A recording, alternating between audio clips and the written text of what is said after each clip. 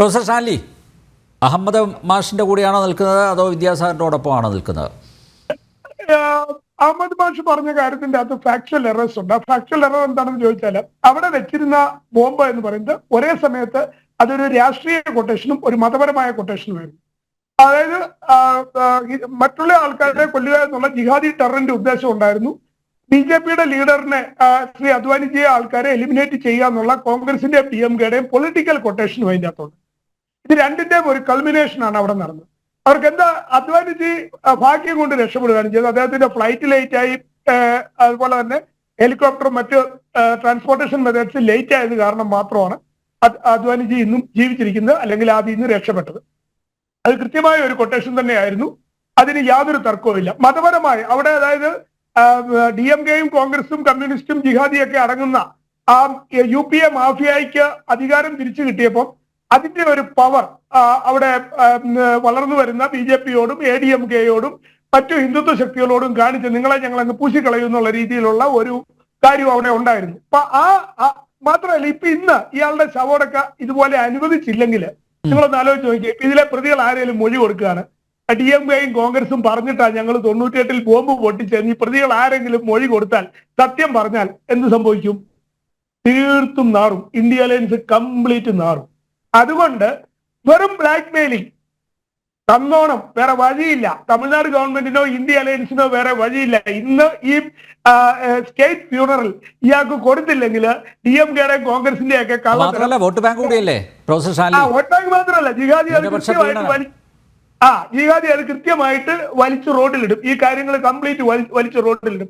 ഈ കൊട്ടേഷൻ, ഈ കോൺഗ്രസിന്റെയും DMK-യുടെയും കൊട്ടേഷൻ പിടിച്ചത് അന്ന് കേരളത്തിലെ ജിഹാദിയാണ്. ബോംബോളി എന്നറിയപ്പെടുന്ന ആളാണ് അത് പിടിച്ചത്. പക്ഷെ അയാൾക്ക് അതിന്റെ തെളിവില്ലാത്തതുകൊണ്ട് ശിക്ഷിക്കാൻ പറ്റിയില്ല.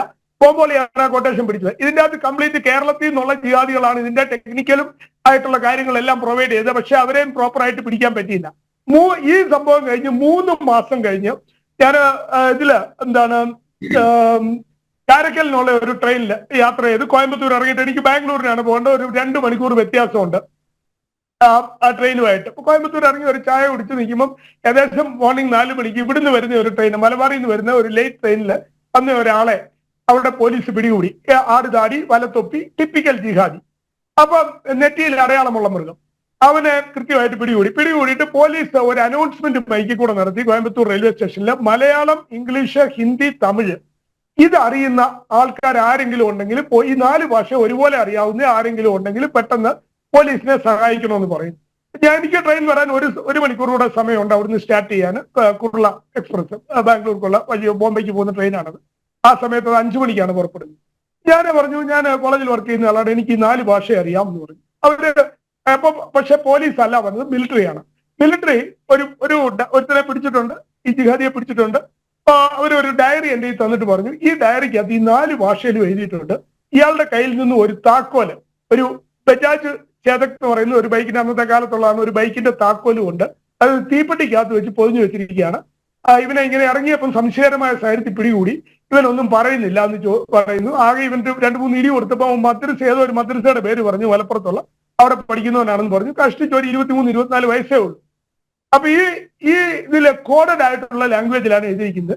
അതിൽ കൃത്യമായിട്ട്, ഞാൻ ഈ 4 ഭാഷ അറിയാവുന്നതുകൊണ്ട് കൃത്യമായിട്ട് ഇതിനകത്ത് പറഞ്ഞു, ഇന്ന സ്ഥലത്ത് ഒരു ബൈക്ക് വെച്ചിട്ടുണ്ട്, ഒരു സ്കൂട്ടർ വെച്ചിട്ടുണ്ട്, അത് എടുത്ത് ഇന്ന സ്ഥലത്ത് കൊണ്ടുപോയി കൊടുക്കണം, അതാണ് മെസ്സേജ്. മേ ബി അതിൻ്റെ അകത്ത് വല്ല പറക്കോ വല്ലതും കാണാം, അത് നിങ്ങൾ നോക്കിക്കോണമെന്ന് പറഞ്ഞു. അവരന്നേരം അവനെ പൊയ്ക്കൊണ്ടുപോയി. അതായത് ഇത് അവിടുത്തെ ഒറ്റപ്പെട്ട സംഭവമല്ല. കേരളത്തിൽ നിന്ന് കേരള ബന്ധമുള്ള ജിഹാദികളാണ് ഈ പരിപാടി അവിടെ ആസൂത്രണം ചെയ്തതും നടപ്പിലാക്കിയതും. അത് അവിടെയുള്ള കൃത്യമായിട്ട് ഹിന്ദു സമൂഹം, ബിസിനസ്സുകാർക്കെതിരെ നടത്തിയ ഒരു പരിപാടിയാണ്. അതെല്ലാം പിന്നീട് ആ കാര്യങ്ങളെല്ലാം, ഇതിന്റെ ഗൂഢാലോചനയുടെ പുറകിലേക്ക് പോകാനോ ഒന്നും അന്വേഷണ ഏജൻസികൾക്ക് പറ്റിയില്ല.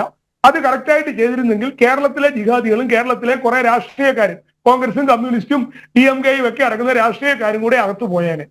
ഇന്ന് ആ രാഷ്ട്രീയക്കാർ ഒരു പ്രത്യുപകാരം ചെയ്തിരിക്കുകയാണ് ഇയാൾക്ക്.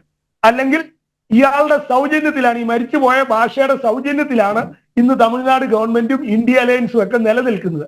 ഭാഷയ്ക്ക് ഈ രീതിയിലുള്ള സ്റ്റേറ്റ് ഫ്യൂണറൽ നിഷേധിച്ചാൽ മുടുമുട്ടില്ലാതെ തമിഴ്നാട്ടിലെ DMK-യും കോൺഗ്രസും നേതാക്കന്മാരും നിൽക്കേണ്ടി വരും.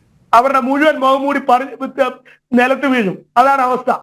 അതായത് ഇതിൻ്റെ അകത്തെ മതപരമായ കൊട്ടേഷനെയോ രാഷ്ട്രീയപരമായ കൊട്ടേഷനെയോ നിഷേധിക്കാൻ പറ്റത്തില്ല. ഇത് രണ്ടും അതിൻ്റെ അകത്തുണ്ട്. അഹമ്മദ് സാറിന് ഇത് വെരിഫൈ ചെയ്യാം. ഇതിന്റെ ബാക്കി കാര്യങ്ങൾ ഞാൻ അഹമ്മദ് സാറിനോട് പറയാം. അഹമ്മദ് സാർ പറഞ്ഞതിന്റെ അകത്ത് ഒരു ഫാക്ച്വൽ എറർ ഉണ്ട്. അല്ലാതെ ഒരു ദേശവിരുദ്ധത, ഇന്ത്യ വിരുദ്ധത മാത്രമല്ല ഉള്ളത്. അതിന്റെ അകത്ത് ഹിന്ദു വിരുദ്ധതയുണ്ട്, BJP വിരുദ്ധതയുണ്ട്, എല്ലാം ഉണ്ട്. ഒരു വളരെ കോംപ്രിഹെൻസീവ് ആയിട്ടുള്ള ഒരു ആക്ഷനാണ്. നിവൃത്തിയില്ലാതെയാണ് ബോംബോളിയൊക്കെ EK നായനാർ പിടിച്ച അവസാനം കേന്ദ്രത്തിന് കൊടുക്കേണ്ടി വന്നത്. ബോംബോളിയൊക്കെ അങ്ങനെയാണ് ഇതിന്റെ അകത്ത് പിടിക്കപ്പെട്ടത്. അതുകൊണ്ട് അതുകൂടെ മനസ്സിലാക്കുക. ഓക്കെ ആന്റണി സാറേ, ഇത് ഇനി ഭരണകൂടത്തിനെതിരെ നടപടി വല്ലതും വരുമോ?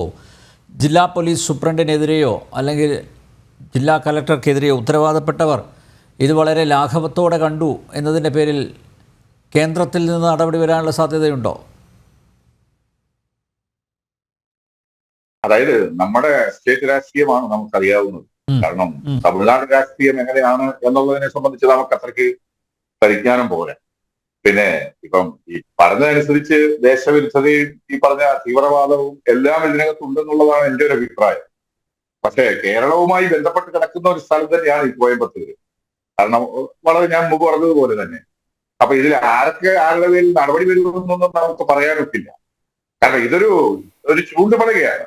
ഇതിൽ നിന്ന് ഇന്റലിജൻസ് ഏജൻസികൾ, അപ്പൊ സ്റ്റേറ്റിന്റെ ആയാലും സെൻട്രലിന്റെ ആണെങ്കിലും കേരളത്തിന്റെ ആണെങ്കിലും ഒക്കെ ഇന്റലിജൻസ് ഏജൻസികൾക്ക് ഒരുപാട് സന്ദേശങ്ങൾ അല്ലെങ്കിൽ ഒരുപാട് സൂചനകൾ തരുന്ന ചില നീക്കങ്ങൾ ഇതിന്റെ പിന്നിലുണ്ട്, അല്ലെങ്കിൽ ഇതിലൂടെ നമുക്ക് വെളിവാകുന്നു. അത് കൃത്യമായിട്ട് അനലൈസ് ചെയ്യുക. ഇതിൽ ആരൊക്കെ വന്നു, എങ്ങനെ പോകുന്നു എന്നുള്ളത് ഇതൊക്കെ എല്ലാവർക്കും അറിയാവുന്നതാണ്. അല്ലാതെ ഇത് തീവ്രവാദ പ്രവർത്തനവുമായി ബന്ധപ്പെട്ടതാണ്, അല്ലാതെ പൊതുവായി അടച്ചാക്ഷേപിക്കുന്ന ഒരു കാര്യമുണ്ടെന്ന് എനിക്ക് തോന്നുന്നില്ല. ഇതിനകത്ത് രാഷ്ട്രീയ വശങ്ങൾ ഉണ്ടാകാം. ഇനി വരാൻ പോകുന്ന തമിഴ്നാട് രാഷ്ട്രീയത്തിന്റെ പ്രത്യേക രീതികളും എല്ലാം ഉണ്ടാവാം. അതെല്ലാം കൂടെ മനസ്സിലാക്കി, അല്ലെങ്കിൽ അത് എന്തൊക്കെയാണെന്നുള്ളത് മനസ്സിലാക്കിയെങ്കിൽ മാത്രമേ നമുക്കത് പറയാൻ പറ്റൂ. അത് രാഷ്ട്രീയമാണ്, തമിഴ്നാട് രാഷ്ട്രീയമാണ്.